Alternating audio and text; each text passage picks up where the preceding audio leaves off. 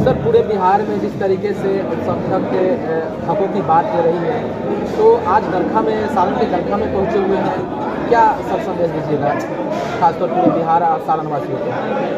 देखिए, अल्पसंख्यक समाज में ये माननीय मुख्यमंत्री जी ने 19 साल में 20 साल में जो काम किया है उनके लिए अल्पसंख्यक अक़लियती तरक्याती सफ़र अल्पसंख्यक विकास यात्रा लेकर के हम और पोस्ट के प्रभारी जनाब मेजर इकबाल हैदर खान साहब निकले हुए हैं 25 तारीख से ही 2024 और विभिन्न ज़िलों का दौरा कर रहे हैं। लोगों को हम लोग यही बताना चाहते हैं कि माननीय मुख्यमंत्री जी की एक पीड़ा रहती है कि समाज के सारे बुनियादी मसले जज्बाती मसले के साथ खड़ा रहा। इनको कभी जो और राज्यों में जो इनको तकलीफ़ होती है वो बिहार में नहीं होती। बिहार एक समझ लीजिए पहाड़ है अल्पसंख्यक समाज के लिए। बिहार में वैसे तो सभी समाज के लिए उन्होंने काम किया, पर सभी समाज जिस मात्रा में उनको वोट देता है, अल्पसंख्यक समाज के लिए जितना काम किए हैं उस मात्रा में अल्पसंख्यक समाज वोट नहीं देता। हम लोग अपने समाज से अपील करने आए हैं और एक प्रश्न भी करने आए हैं कि नीतीश कुमार जी किसी के साथ भी रहे, आपके साथ इंसाफ करते हैं, उनके साथ कब आप इंसाफ करें। और दूसरा अपील ये करने आए हैं कि जिस मात्रा में वो आपके लिए काम कर रहे हैं उस मात्रा में उनको आप लोग वोट दीजिए, उनके हाथ को मजबूत कीजिए। देन एंड देयर वो मजबूत रहेंगे तो आप ही लोग मजबूत रहेंगे। कारण क्या है सर कि नीतीश से दूर जो अल्पसंख्यक समाज है दूर जा रहे हैं? देखिए, कुछ लोग जज्बाती मसलों में उलझा देते हैं हमारे समाज को, और जब इलेक्शन आता है तो कुछ लोग बड़ी बड़ी जज्बात के नारे देते हैं। जैसे एक बाहर से कोई हैदराबाद से आता है, जज्बाती नारा देता है, और जो माननीय मुख्यमंत्री जी 84 के आसपास आवासीय विद्यालय बनवाए हैं, जो मुस्लिम समाज में तालीम की कमी है वहाँ बच्चे रह करके और उनको सारी सुविधा देते हैं, मच्छरदानी से लेकर किताब तक की सुविधा, उनके खाने पीने की सुविधा देते हैं। उसके बाद से भी उसी जगह को, उसी बिल्डिंग को, वो जो बाहर से लोग आते हैं डिटेंशन सेंटर बता करके का वोट ठग लेते हैं और उसके बाद से चले जाते हैं। हम यही अवैसी जी का सर आप बात नहीं, हम कहते हैं जज्बात में नहीं, असर की बात नहीं। हमारा समाज टेकन फॉर ग्रांटेड क्यों बन गया? आप बताइए, इतने दिनों 15 साल पहले से सत्ता थी, क्या मिला? गिनती के 4-5 खानदानों को माई समीकरण की थोड़ी सी मलाई चटा कर पूरे बिहार को और बिहार के मुसलमानों के तकदीर को रौंद के रख दिया। और माननीय मुख्यमंत्री जी तो वोटर्स की चिंता करते हैं। अल्पसंख्यक समाज उस मात्रा में वोट नहीं देता है जिस मात्रा में माननीय मुख्यमंत्री जी काम करते हैं। तो हम लोग अपील करने आए हैं कि माननीय मुख्यमंत्री जी आपके सच्चे हमदर्द हैं, 24 कैरेट गोल्ड की तरह वो सेकुलर नेता हैं, वो किसी के साथ रहे हैं, आपके हितैषी हैं, आपके ऊपर नज़र टेढ़ी नहीं की करते। नीतीश जी विकास पुरुष का आप लोग दावा करते हैं, विकास की बात करते हैं, छात्र के जो बीपीएससी छात्र पर आप लोग क्यों नहीं बात, प्लान पर क्यों नहीं बात करते हैं? अरे, आधुनिक बिहार के निर्माता है माननीय मुख्यमंत्री श्री नीतीश कुमार जी। आप पटना की सड़कों को देख लीजिए, बिल्डिंगों को देख लीजिए, और किसी को बिहार में जो 20 साल पहले आया हो और उसको चला दीजिए तो समझ नहीं पाया कि बेंगलोर में है कि किसी बड़े मेट्रोपॉलिटन सिटी में है। और कोई ऐसा जगह है, ये लोग कुछ लोग राजनीति कर रहे हैं स्टूडेंट के कमरे पे बंदूक करके। नीतीश कुमार जी ने, बिहार सरकार ने बापू सभागार में और सारे जिला हेडक्वार्टर में एक दिन में लाखों लाख नियोजन पत्र बांटा है। और जितनी नौकरी 15 साल में इन्होंने दिया है, उजड़ा बिहार था, कैसा बिहार था, और विकास की पटरी पर ला करके खड़ा किया। तेजस्वी जी बोलते हैं कि हम नौकरी दिए हैं बिहार को छात्रों ये तो सभी कैसे दे सकते हैं? 15 साल पहले कितना नौकरी दिए थे उनकी सरकार जब थी, कितना नौकरी दिए थे? पूछना चाहिए समाज के लोगों को। और अभी कितनी नौकरी मिली है? कोई बिहार का हमको लगता है 80% से स्कूल से है ऐसी जिसमें हमारी मुस्लिम बच्चियां जो उन्होंने स्कॉलरशिप दिया, प्रोत्साहन राशि दिया, 80% स्कूलों में वो नकाब लगा लगा करके टीचर का काम कर रही हैं।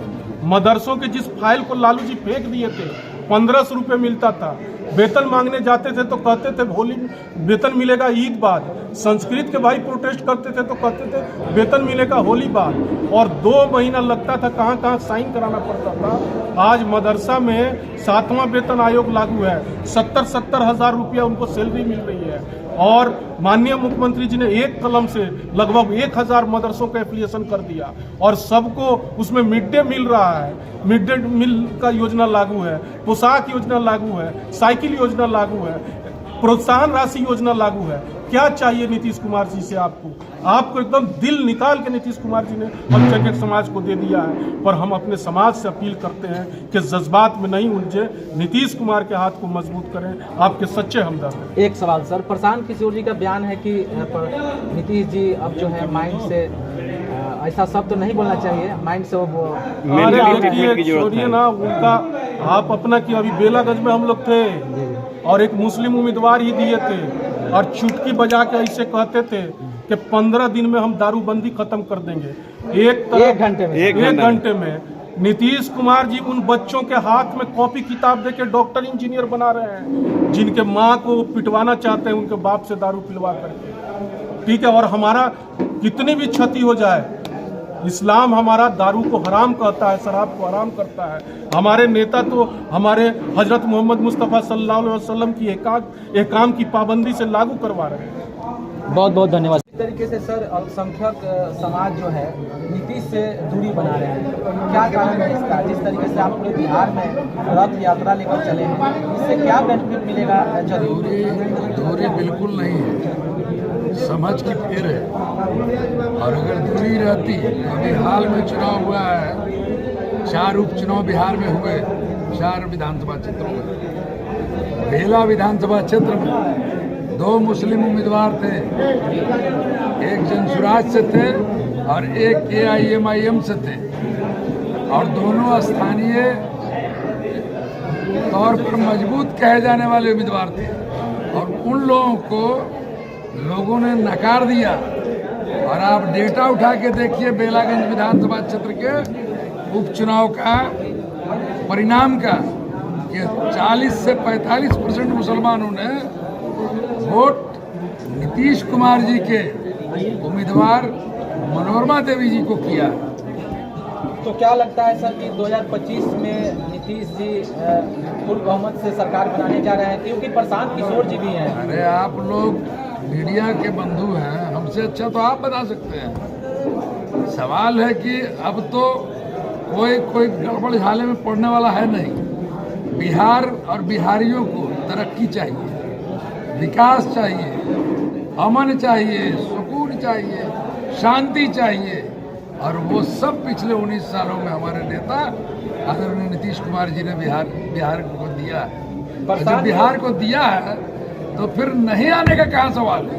प्रशांत किशोर जी कहना है कि दोनों गठबंधन, दोनों जो पार्टियां हैं, इसे जनता उब चुकी है, इसलिए जनसुराज फिर आएंगे अपने बल पर। क्या लगता है? जनसुराज प्राइवेट लिमिटेड कंपनी है जो डीलिंग एजेंट है, वो नेताओं की डील करते थे। आज नेताओं की डील करते करते कुछ धन संग्रह करके एक पार्टी उन्होंने बना लिया, जनसुराज। लेकिन शुरुआती दौर में जनसुराज जो है वो जनसुराख पार्टी बन गया। सुराख माने छेद होता है, छेद।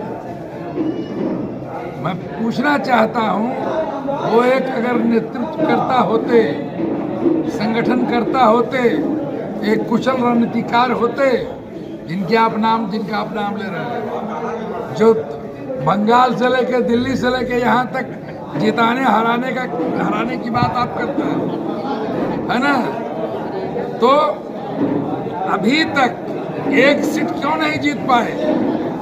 वो जीतना चाहिए ना सर। एनडीए कहाँ रणनीति उनकी चली गई? एनडीए में सब कुछ ठीक है, वो सिर्फ और सिर्फ एक बिजनेस करते हैं, और उनको लगा कि हो सकता है पार्टी जो हम बना लें और हमारा बिजनेस फले फूलेगा। उनसे बिहार प्रभावित नहीं होने वाला है। बहुत बहुत धन्यवाद।